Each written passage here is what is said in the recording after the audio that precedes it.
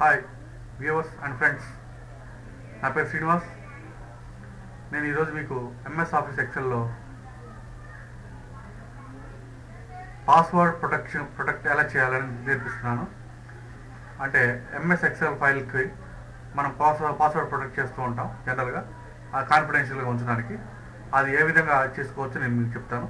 ముందుగా XL file open చేస్తున్నాను. ఇది కాన్ఫిడెన్షియల్ ఐడి కార్డ్ డాటా. ఈ డాటాని ఎలా ప్రొటెక్ట్ చేయాలో చెప్తాను. ముందుగా ఆఫీస్ బటన్లోకి వెళ్ళి ప్రిపేర్ అని ఉంటుంది. ప్రిపేర్లో యాడింగ్ ఎన్స్క్రిప్షన్ డాక్యుమెంట్ ఉంటుంది. అది క్లిక్ చేయగానే ఇట్లా పాస్వర్డ్ పాపప్ బాక్స్ వస్తుంది. మీకు నచ్చినటువంటి ఒక పాస్వర్డ్ చూస్ చేసుకోండి. మళ్ళీ ఓకే కొట్టండి. మళ్ళీ రీఎంటర్ అడుగుతుంది. మళ్ళీ అదే పాస్వర్డ్, సేమ్ పాస్వర్డ్ ఇవ్వండి. ఓకే కొట్టి వెంటనే ఇక్కడ సేవ్ చేసేయండి. సేవ్ చేసేయగానే ఇది పాస్వర్డ్ ప్రొటెక్ట్ అయిపోతుంది. చూడండి, క్లోజ్ చేసి మళ్ళీ ఓపెన్ చేయగానే పాస్వర్డ్ అడుగుతుంది. మీరు ఇచ్చినటువంటి పాస్వర్డ్ ఎంటర్ చేసి ఎంటర్ కొట్టండి, ఓపెన్ అయిపోతుంది. సో ఈ విధంగా మనం పాస్వర్డ్ ప్రొటెక్ట్ చేసుకోవచ్చు. Thank you.